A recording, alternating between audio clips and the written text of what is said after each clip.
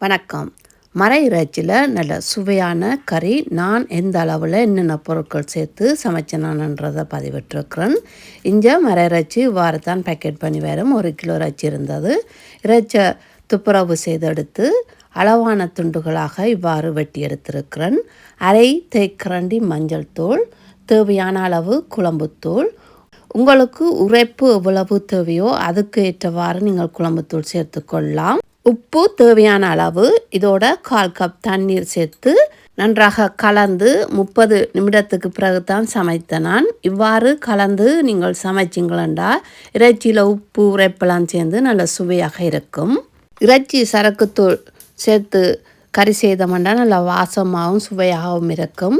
அதுக்கு ஒரு தேக்கரண்டி பெருஞ்சீரகம், 2-3 துண்டு கருவாப்பட்டை, 2 கிராம்பு, 2 ஏலக்காய், இதோட ஜாவுத்திரியில் ஒரு துண்டு சேர்த்து கருகி போகாதவாறு இவ்வாறு வறுத்து பவுடர் செய்து எடுத்திருக்கிறேன். இறைச்சி சரக்குத்தூள் செய்முறை பார்க்க விருப்பமெண்டா ஏற்கனவே ஒரு பதிவிட்டிருக்கிறேன். அதோட வீடியோ லிங்க் டிஸ்கிரிப்ஷனில் தந்திருக்கிறேன். விருப்பமான நீங்கள் போய் பார்க்கலாம். எப்பவும் நான் கறி செய்யும் போது இஞ்சி உள்ளியை இவ்வாறு இடித்து தான் சேர்க்கிறேன். நான் அதுக்கு பெரிய துண்டு இஞ்சி, 5 பல் உள்ளி. இந்த உள்ளி பல் நல்ல பெரிய பல்லாக இருந்தது. சின்னதாக இருந்தால் நீங்கள் அதுக்கேற்றவாறு நீங்கள் சேர்த்து இவ்வாறு இடித்து சேர்த்தீங்களா நல்ல வாசமாகவும் சுவையாகவும் இருக்கும்.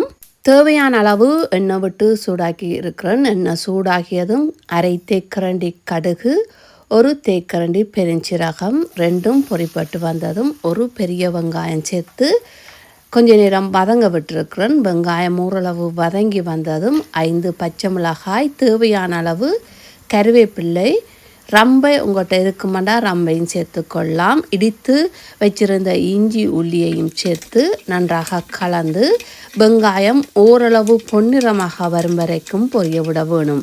வெங்காயம் பொன்னிறமாக வந்ததும் ஒரு பெரிய தக்காளி பழம் சேர்த்துருக்கிறேன். தக்காளியை ஓரளவு வதங்க விட வேணும். தக்காளி ஓரளவு வதங்கி வந்த பிறகு ஏற்கனவே உப்பு தூள் சேர்த்து புரட்டி வச்சிருக்கிற இந்த இறைச்சியையும் சேர்த்து நன்றாக கலந்து 5 நிமிடம் இவ்வாறு கிளறி விட்டு வதங்க விட வேணும்.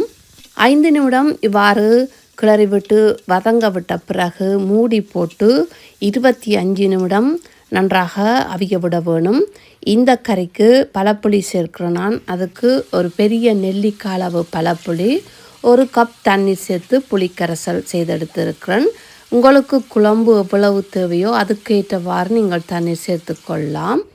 10 நிமிடமாக அவிய விட்டிருந்தேன் நான். அதுக்கு பிறகு ஓப்பன் பண்ணி நன்றாக இவ்வாறு கலந்து திரும்பவும் மூடி போட்டு அவிய விட்டுருக்கிறேன்.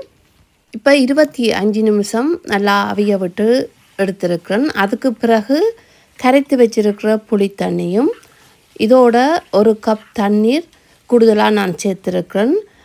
இறைச்சி கறிக்கு தேங்காய்ப்பால் சேர்த்து சமைச்சிங்களாண்டாலும் நல்லா இருக்கும். குழம்பு உங்களுக்கு எவ்வளவு தேவையோ அதுக்கேற்றவாறு தண்ணீரோ அல்லது தேங்காய்ப்பால் சேர்த்து நீங்கள் சமைக்கலாம்.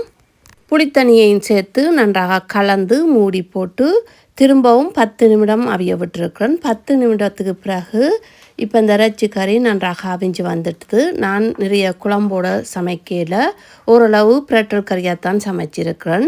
ஏற்கனவே வறுத்து இடித்து வச்சிருக்கிற அந்த சரக்குத்தூளில் 1 மேசைக்கரண்டி சரக்குத்தூள் சேர்த்து நன்றாக கலந்து 2 நிமிடம் அவிய விட்ட பிறகு அடுப்பை ஆஃப் பண்ணிவிட்டு பரிமாறலாம்.